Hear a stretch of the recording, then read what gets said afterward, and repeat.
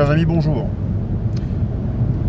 À l'occasion d'un déplacement que j'organise aujourd'hui sur les 2 prochains jours en province, je serai aujourd'hui dans le Vaucluse pour rencontrer des CSP, demain dans les Bouches-du-Rhône et dimanche dans le Gard.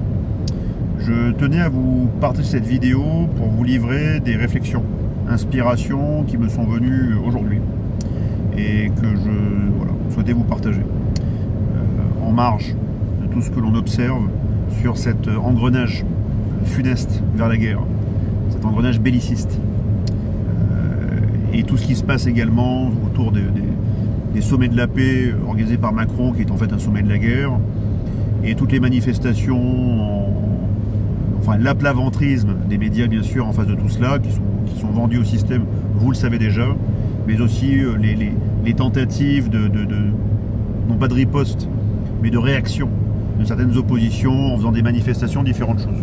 Je vais vous livrer un petit peu mes réflexions par rapport à tout ça. Si vous en avez quelque chose à faire, bien évidemment. Starmer, Macron, von der Leyen, toutes ces personnes sont des VRP. Ils sont des agents de l'État profond, des agents de puissance privée, dont la puissance financière est devenue supérieure aux États-nations, et qui ont un plan, une feuille de route. Dans leurs différentes feuilles de route, qui étaient des feuilles de route poussant à l'asservissement, à la destruction des États-nations, pour ensuite asservir une partie des peuples du monde, voire tous les peuples du monde, eh bien, dans cet agenda, cette feuille de route, ces représentants, ces VRP, ces commerciaux, si vous préférez, ont commis un nombre incalculable de forfaits, voire de crimes. À partir du Covid-19. Ça pèse non pas sur leur bilan, mais sur leur possible... ils sont pénalement responsables de tout ce qui s'est produit depuis maintenant donc 4 ans. 5 ans, devrait-on dire. Donc, von der Leyen, Starmer, il n'était pas encore là, mais il était en préparation. Et Macron sont passibles aujourd'hui de poursuites pour crimes de masse. Macron également est passible de poursuite pour trahison. Enfin, pas trahison ou haute trahison, parce que Sarkozy a dépénalisé tout cela en 2008, mais bien d'atteinte aux intérêts fondamentaux de la nation et atteinte aux intérêts supérieurs de l'État. Pourquoi? Parce que, au-delà du Covid, qui est passible aussi des mêmes crimes, hein, atteinte aux intérêts fondamentaux et aux intérêts supérieurs de l'État, Macron a également vendu des pépites stratégiques militaires dont nous avons besoin, dont nous pourrions avoir besoin dorénavant, aux Américains. Donc quand on parle à longueur de journée d'ingérence, il y a la bonne et il y a la mauvaise ingérence, d'accord? Comme il y a le bon et le mauvais chasseur. Il y a la bonne ingérence américaine, qui jusqu'à l'élection de Trump pouvait racheter tout ou partie de nos pépites industrielles parce que nous étions un sujet de l'Empire américain, et il y avait la mauvaise ingérence russe, avec par exemple les punaises de lit et les fantasmées attaques informatiques. Bon, ça c'était jusqu'à maintenant. Donc Macron est déjà dans une situation où, si l'état de droit était encore debout, Macron, von der Leyen, et même Starmer, hein, par rapport à tout ce qui s'est passé sur les viols de masse au Royaume-Uni, hein, même Starmer, hein, pourrait être passible de poursuite si l'état de droit était encore là. Bon, cet état de droit, manifestement, n'est plus là. Donc, que font ces personnes maintenant qui sont parfaitement conscientes de leur situation et de la gravité des faits qui pourraient leur être reprochés dès aujourd'hui? Ils se sont lancés, en fait, dans une fuite en avant. C'était une fuite en avant. Et dans cette fuite en avant, le dernier échelon, la dernière étape de cette fuite en avant, c'est la guerre. Ils seront obligés d'aller vers la guerre. Ils ont besoin de cette guerre pour effectuer la meilleure des diversions. Meilleure des diversions pour que vous pensiez à autre chose, vous pensiez à votre survie, ou à la survie de vos enfants, de vos petits-enfants qui pourraient demain être confrontés à cette guerre, voire même que la guerre provoque la mort des personnes qui ont été témoins de tous ces crimes, de tous leurs forfaits, de tous leurs crimes à eux. depuis des années. Vous comprenez? Donc la guerre a quelque chose de très pratique. Ça efface les dettes. Et puis ça efface parfois aussi les peines. D'accord? Voilà où nous en sommes. Donc ils ont besoin de la guerre. Donc ils vont tout faire. Je rappelle que Macron est le président d'une puissance nucléaire, que Starmer est le président, pas le président, c'est le président c'est le Prime Minister, le Premier ministre d'une autre puissance nucléaire européenne, que von der Leyen préside la commission, donc tire toutes les ficelles juridico-administrativo-financières européennes, donc elle a tout pouvoir, Donc, entre deux puissances nucléaires, plus une organisation administrative européenne qui chapeaute tout cela, ils ont tous les moyens à leur disposition pour provoquer une guerre. Ils ont tous les moyens. Alors quand j'entends les arguments de certains politiciens, stratégistes, géopoliticiens de plateau, certes de qualité, qui nous expliquent que il n'y aura pas de guerre parce qu'en fait nous n'avons pas les capacités, nous l'armée française, ces personnes ont partiellement raison. Ils ont partiellement raison. Pourquoi? Parce qu'effectivement nous sommes une armée professionnelle et nous sommes dans la même configuration qu'était l'armée française entre 1870 et 1914. C'est-à-dire nous sommes devenus une armée certes moderne, différentes choses, ok, mais une armée de projection. Comme jadis, l'armée française était une armée coloniale. C'est pas l'armée coloniale qui a battu l'armée allemande en 1918. C'est une armée qui était une armée coloniale qui s'est restructurée à vitesse grand V pour devenir une armée de confrontation symétrique. Aujourd'hui, la France n'a pas les moyens d'une confrontation symétrique avec la Russie. Elle n'a pas les moyens même d'une confrontation dissymétrique avec la Russie. Certes, on a des systèmes d'armes diversifiés, mais on n'a pas assez de quantité. On n'a pas assez d'hommes, on n'a pas assez d'état-major, on n'a pas assez d'aéronefs, on n'a pas assez de munitions. Il nous manque beaucoup de choses. Il nous manque beaucoup de choses pour pouvoir faire face. Donc l'argument des géopoliticiens et stratégistes de plateau semble acceptable. Sauf qu'ils oublient une chose. Et c'est ce que je pense, de la situation qui nous pend au nez. C'est ce qu'ont peut-être d'ailleurs déjà calculé les mondialistes. Ils n'ont pas besoin d'avoir une armée d'1 million d'hommes pour provoquer la guerre. Ils ont besoin d'avoir 2000 hommes, 3000 hommes, 10 000 hommes, engagés dans un pays en belligérance avec la Russie, rappelant ici que la Russie a été très claire à ce sujet. Si la moindre troupe au sol européenne ou américaine arrivait sur le sol ukrainien, même sous des arguments fallacieux de maintien de la paix, différentes choses, machin, la Russie considérait cela comme un casus belli. C'est-à-dire, ça déclencherait une guerre. Conventionnelle ou nucléaire, je ne sais pas. Mais en tout cas, une guerre. On serait en état de guerre avec la Russie. Donc comprenez bien, chers amis, que c'est pas la capacité, ou plutôt l'incapacité ou le gap, le déficit capacitaire des armées françaises qui nous empêche d'être en guerre demain. Je vais vous expliquer pourquoi. Demain, mettons la France, puissance nucléaire, s'allie avec le Royaume-Uni, puissance nucléaire, et envoie chacun 5000 hommes, 10 000 hommes, en Ukraine. Et provoque la guerre, provoque un affrontement, provoque des morts, des blessés, provoque des incidents, provoque pour provoquer. Ça provoque la guerre. En retour, la nation française devient une nation qui était jusqu'ici en état de paix à une nation en état de guerre. Et à partir de cette bascule de nation en état de guerre, eh bien, tout le dispositif légal, normatif, administratif de l'État français se met en branle pour projeter toute une nation dans la guerre. Donc, vous connaissez déjà toutes les lois qui existent sur, par exemple, les réquisitions, ça en fait partie. Mais les réquisitions ne couvrent pas que le matériel, ou que la finance, ou que votre véhicule, ou que votre maison, ou que votre entreprise. Demain, il pourrait y avoir un élargissement pour que soit mis en place une forme, non pas de conscription obligatoire, enfin de conscription, mais peut-être un recours aux hommes et aux femmes pour qu'ils aillent se battre. Donc c'est pas la capacité de l'armée française qui empêche aujourd'hui Macron d'envoyer des troupes, au contraire. Même si demain il n'y a que 5000 Français qui partent en Ukraine, ces 5000 Français, ces 5000 soldats, aviateurs, marins, forces spéciales français, quelle que soit leur origine, seront le casus belli. Ils seront la pomme de discorde. Qu'ils étaient 50 ou 5000, c'est pareil. Donc demain, mettons, ils sont 5000, ça provoque la guerre.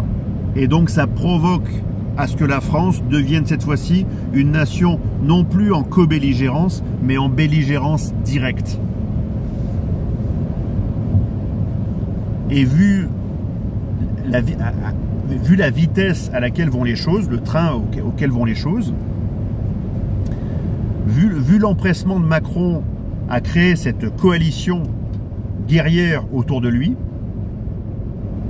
je pense que nous avons devant nous 3 à 6 mois. C'est une question de mois, à mon sens. Donc, les gentils messieurs et les honorables dames qui pensent que 2027 sera une année cruciale, décisive, parce qu'il va y avoir les élections présidentielles en France, me font bien rire. On ne sait même pas s'il nous reste 3 mois devant nous, ou 6 mois. Moi, je me prépare dans la perspective qu'il nous reste que 3 mois. C'est ma perspective. Vous n'êtes pas obligé de la partager, mais c'est la mienne. Et je vous la partage aujourd'hui. Je pense qu'il nous reste 3 mois. Parce que les guerres aiment bien être déclenchées durant les étés. Rarement les hivers. C'est souvent les étés. Donc si on y échappe et qu'on n'a rien jusqu'à octobre, ça sera peut-être l'an prochain. Mais en tout cas, toute la situation, tout le contexte aura été posé par nos gouvernants, entre guillemets, pour apporter les conditions de la guerre. Va-t-elle exploser? C'est plus que probable. La probabilité augmente tous les jours. Et ne cédez pas aux sirènes qui consistent à dire Macron souhaite provoquer une guerre ou est dans une démarche guerrière dans laquelle il n'ira pas jusqu'au bout parce que c'est juste pour provoquer la peur, pour vous contrôler. Je pense que vous n'avez pas encore compris le jusque-boutisme de Macron. Le jusque-boutisme de Macron. Il ira au-delà de vos rêves, au-delà de vos espoirs les plus fous, ou plutôt au-delà de vos désespoirs les plus sombres. Macron est capable de tout ça. Donc il va le faire. Les contre-pouvoirs sont laminés. Les oppositions n'existent pas. Et les seules oppositions qu'on peut retrouver dans la rue sont les oppositions du type UPR ou les Patriotes, différents partis, qui sont très gentils. Hein. Moi, j'ai rien contre eux. Hein. C'est très bien ce qu'ils font. Mais ils n'empêcheront pas un fou furieux comme Macron, jusqu'au boutiste, de provoquer une guerre en créant des manifestations dans Paris. C'est pas possible. Que vous fassiez une manif qui fasse 500, 5000, voire même 50 000 personnes, vous savez combien on a été durant le Covid, partout en France, et j'en ai fait partie. On a été des centaines de milliers. Les gilets jaunes eux-mêmes ont été des centaines de milliers. Le pouvoir n'a pas dévié. Alors là, alors que la menace devient existentielle, la menace devient vitale pour notre nation, pour nous, peuple français, pour vos enfants, pour vos petits-enfants, pour ma famille aussi, pour tout le monde. La menace devient vitale, existentielle, et là, c'est la morne pleine. Il n'y a plus grand monde. Il n'y a plus grand monde. Et je doute que la solution passe par les urnes, ça j'en suis sûr, elle ne passera pas par les urnes, c'est une certitude. Et j'ai dorénavant la certitude qu'elle ne passera pas non plus par la manifestation. Je le sais. Et je m'y prépare. Et j'essaie de fédérer autour de moi des personnes qui s'y préparent également. Mais ça aussi c'est une autre histoire, ça fera l'objet d'une autre vidéo. D'accord? Donc, Vous allez me dire, mes détracteurs vont encore dire, ça y est, Juvin fait son numéro, et il fait ça pour nous faire peur. Ben, je sais pas ce qu'il vous faut de plus, quoi. Pour ne pas avoir peur. Moi, j'ai peur de ce qui risque d'arriver. J'en ai peur. Mais ça m'empêche pas d'agir. Ceux qui vous disent n'ayez pas peur sont des inconscients. Ce sont des inconscients. Ceux qui vous disent que je cherche mes parrainages pour 2027 sont des inconscients également. À moins que je me trompe, hein, et j'en ferai amende honorable. Dans 2 ans, si rien ne s'est passé, je dirais j'avais tort. J'avais tort. Et je ferai amende honorable. Mais je pense pas avoir tort sur ce plan-là parce que j'ai suffisamment non pas d'intelligence, mais de bon sens pour voir à qui j'ai affaire et essayer de comprendre les coups de l'adversaire. Mon adversaire, c'est Macron. J'essaie d'en comprendre le fonctionnement et les coups futurs. Et dans sa position, vu les forfaits et les crimes, je le répète, dont il pourrait demain être accusé dans une situation normale et pacifique, Macron, von der Leyen, Starmer et tous les autres ont tout intérêt à la guerre. Ils ont tout intérêt à faire ça. Donc ils vont le faire. C'est logique. Voilà pourquoi ils ont préparé le terrain normatif pour les réquisitions. Voilà pourquoi ils sont en train de préparer le terrain normatif et légal pour les saisies, les confiscations. Voilà pourquoi ils sont en train de créer un plan de réarmement qui est en fait un prétexte pour, encore une fois, vous piquer vos épargnes, parce qu'ils auront besoin d'argent. Mais ils pourraient financer, encore une fois, ce réarmement. Rappelez-vous, soi-disant, d'après Macron, l'argent magique n'existe pas. Ah bon? Pendant le Covid, ils ont trouvé 500 milliards. C'était pratique. Ils ont trouvé facilement ces 500 milliards. Parce que c'est 500 milliards qui permettaient comment dire, d'aller au bout du plan de dislocation d'une nation, de délitement individuel et à la fin d'asservissement ou de mort. Donc les 500 milliards, ils ont trouvé facilement. Comme demain, ils trouveraient facilement même 50 milliards, 100 milliards pour financer la défense. Bien sûr qu'ils les trouveraient demain, sans aucun problème. Mais ils font semblant de ne plus avoir de planche à billets, d'argent magique, alors qu'ils ont accès à cet argent magique, vu qu'ils sont les VRP, les commerciaux de donneurs d'ordre, qui eux ont accès à cet argent magique. En appuyant sur un bouton, ils créent 1000 milliards. En appuyant sur un bouton, ils créent 1000 milliards par jour. Par jour, potentiellement. D'accord? Donc ils ont accès à tout cela. Je suis en pleine gueule. Je vais essayer de reprendre. Voilà. Donc ils ont accès à tout cela, à cet argent magique.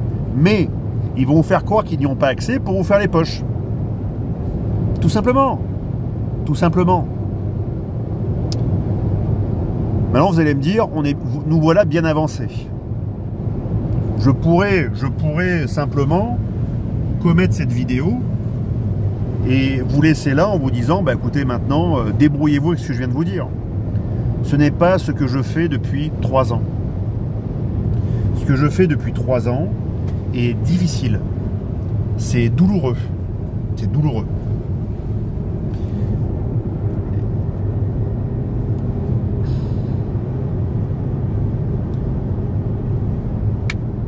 J'ai essayé de vous avertir. Et j'essaierai jusqu'au dernier moment de vous avertir. Moi maintenant, je travaille sur 3 mois. J'ai 3 mois pour finir ce que j'ai commencé. Il y a 4 ans. Et dans ces 4 années, il y a 8 mois qui m'ont été volés. 8 mois où j'ai été neutralisé en prison, comme vous le savez. Donc ces 8 mois, ça pèse lourd sur 4 ans. Très lourd. Ça pèse très lourd.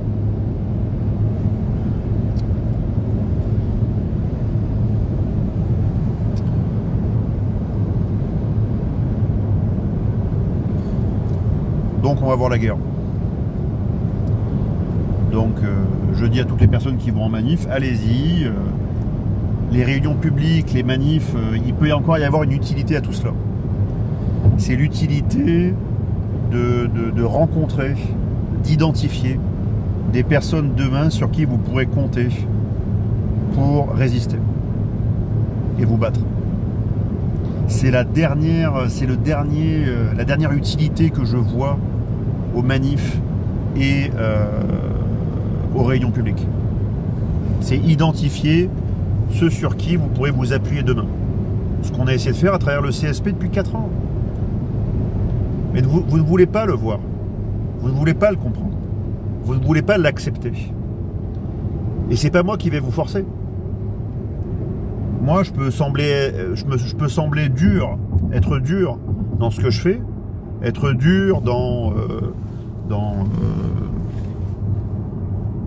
mes projets, être dur dans mes activités, et les collaborateurs qui sont avec moi savent que je suis dur, c'est vrai, mais je leur dis, je serai toujours moins dur que la vie. Je serai toujours moins dur qu'une guerre. Je serai toujours moins dur qu'une guerre. Ce qui va nous arriver en pleine figure va être d'une violence que vous ne pouvez pas imaginer.